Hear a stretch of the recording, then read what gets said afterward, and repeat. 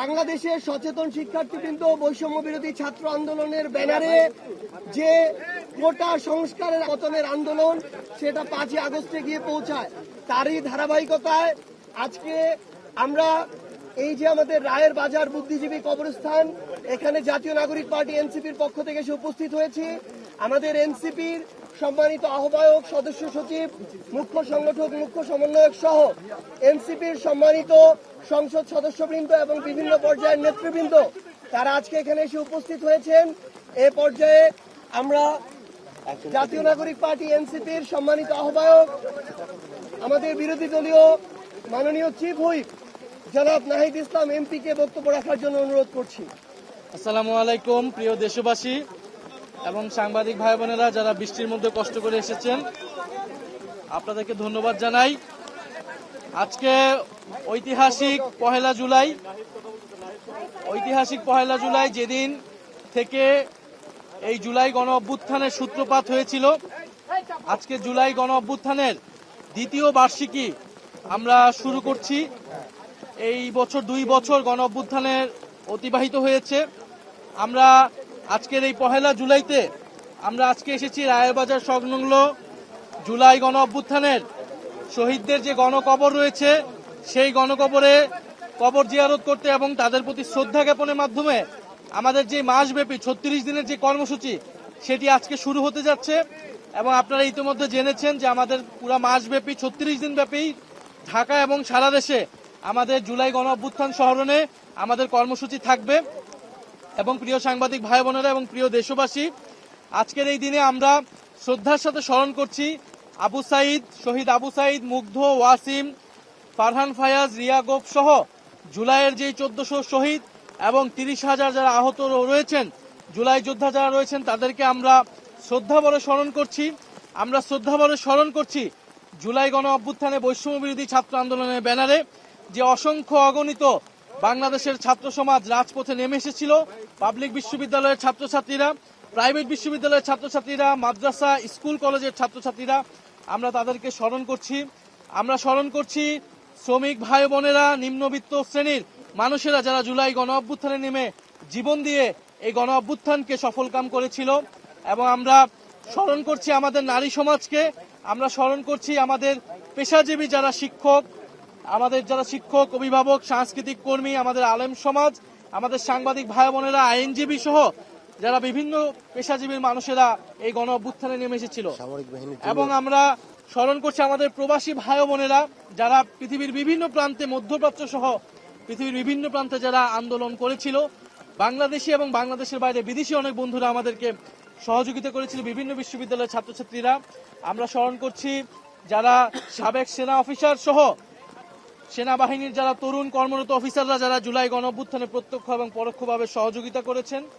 আমরা তাদেরকে স্মরণ করছি। জুলাই গণ অভ্যুত্থানে যারা যেখান থেকে আমাদেরকে এই গণ অভ্যুত্থানে অংশ নিয়েছেন, সহযোগিতা করেছেন, আমরা তাদেরকে স্মরণ করছি। জুলাই গণ অভ্যুত্থানের 2 বছর হয়েছে। আমরা জুলাই গণ অভ্যুত্থানের পরবর্তী সময়ে বলেছিলাম জুলাই গণহত্যার বিচার সংস্কারের মাধ্যমে আমরা একটা বৈষম্যহীন গণতান্ত্রিক নতুন বাংলাদেশ করতে চাই। সেই বাংলাদেশ আমরা, আকাঙ্ক্ষিত বাংলাদেশ আমরা এখনো পাইনি। আপনারা জানেন গতকালকে ট্রাইব্যুনালের একটি বিচারের রায় এসেছে, কিন্তু দুঃখজনকভাবে সেই রায় বাংলাদেশের জনগণকে সন্তুষ্ট করতে পারেনি। এবং আমরা মনে করি সেই রায়ের মাধ্যমে আমরা যারা জুলাই গণ অভ্যুত্থানে অংশ নিয়েছিলাম, যারা শহীদ পরিবার, যারা আহত যোদ্ধা রয়েছে, তারা কোনো ন্যায় বিচার পায়নি। হাসানুল হক ইনু, যিনি জাসদের সভাপতি ছিলেন, যিনি আওয়ামী লীগের সহযোগী যেই অ্যালায়েন্স ছিল সেটার অংশ ছিলেন, তিনি কিন্তু জুলাই গণ অভ্যুত্থানে প্রত্যক্ষভাবে গণহত্যায় মদত জুগিয়েছিলেন। গণহত্যার যে সিদ্ধান্ত ছিল, শেখ হাসিনা যিনি প্রধান সিদ্ধান্তকারী ছিলেন, তাকে সর্বাত্মকভাবে সহযোগিতা করেছেন। ফলে আমরা মনে করি তাকে যে 10 বছর করে 3টি মামলা সাজা দিয়েছে, এটা এনাফ নয়, এটা যথেষ্ট নয়। আমাদের আবেদন থাকবে রাষ্ট্রপক্ষ যাতে এটা আপিল করে এবং আমরা তার কঠোর থেকে কঠোর বিচার প্রত্যাশা করছি। এই সরকার আসার পরে মাত্র 2টি মামলার রায় আমরা পেয়েছি এবং তদন্ত কার্যক্রমে রিপোর্ট দাখিলে আমরা যথেষ্ট ধীরগতি দেখছি। ফলে আমরা আশা করব যে সরকার এবং ট্রাইব্যুনাল দ্রুত সময়ের মধ্যেই বিচার নিষ্পন্ন করবে এবং অলরেডি শেখ হাসিনার মামলার রায় হয়ে রয়েছে। আমরা আশা করব যে শেখ হাসিনাকে সহ জুলাই গণহত্যাকারী এবং ওসমান হাদির হত্যাকারী যারা ভারতে পালিয়ে রয়েছে তাদেরকে দেশে এনে বিচারে কাঠগড়ে দাঁড় করানো হবে এবং শেখ হাসিনার ফাঁসির রায় সেটি কার্যকর করা হবে। এবং শহীদ পরিবারদেরকে যেই প্রতিশ্রুতি দেওয়া হয়েছিল তাদের আর্থিক সহায়তা, জুলাই যোদ্ধাদের পুনর্বাসন, সেই সকল কার্যক্রম যাতে যথাযথভাবে পালন করা হয়। আমরা যে কবরস্থানগুলো আজকে আসলাম এবং সারা বাংলাদেশে যে কবরস্থানে সংরক্ষণ করার একটা পরিকল্পনা ইন্টারিম গভর্নমেন্টের সময় নেওয়া হয়েছিল, কিন্তু এই কর্মসূচিটা পালন করা হয়নি, এই কার্যক্রমটা পালন করা হয়নি। ফলে আমাদের দাবি থাকবে যাতে কবরস্থানগুলো সংরক্ষণ করা হয়। আর প্রিয় সাংবাদিক ভাই বোনেরা, আমাদের যে অন্যতম দাবি যে জুলাই সনদ বাস্তবায়ন, সংস্কার বাস্তবায়ন, গণভোটের রায় অনুযায়ী সংস্কার বাস্তবায়ন।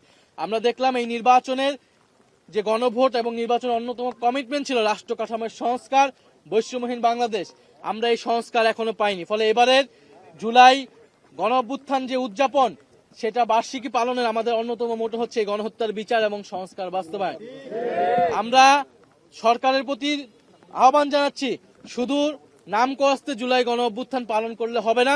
জুলাই গণ অভ্যুত্থানের যে আকাঙ্ক্ষা সংস্কার বাস্তবায়ন, গণভোটের রায় বাস্তবায়ন করে সরকারকে প্রমাণ করতে হবে সরকার জুলাই গণ অভ্যুত্থানের পক্ষে আছে, জুলাই গণ অভ্যুত্থানের সাথে আছে। এবং জুলাই গণ অভ্যুত্থান জাতীয় জাদুঘর যেটা, সেই জাদুঘর খুলে দেওয়া হচ্ছে না। 5ই আগস্টের মধ্যে জুলাই জাতীয় জাদুঘর খুলে দিতে হবে, না হলে জনগণ নিজেরাই সেই জাদুঘর কিন্তু খুলে নিবে এবং নিজেরাই সেই জাদুঘরে যাওয়ার ব্যবস্থা করবে। এবং আমরা দুঃখজনকভাবে দেখছি যে ইন্টারিম গভর্নমেন্টের সময়ে এই পুরা 36 দিন ব্যাপী সরকারের নানা রকম কার্যক্রম এবং স্মৃতি কার্যক্রম ছিল। আমরা এই সরকারের পক্ষ থেকে এখন পর্যন্ত আনুষ্ঠানিক কোনো কার্যক্রম আমরা দেখতে পাচ্ছি না এবং আমরা কোনো ধরনের তাদের কর্মসূচি ঘোষণা দেখতে পাচ্ছি না। ফলে আমরা আশা করব সরকার দ্রুত সময়ের মধ্যে এটা ঘোষণা করবে। আপনাদের সবাইকে ধন্যবাদ যারা এই বৃষ্টির মধ্যে আপনারা এসেছেন।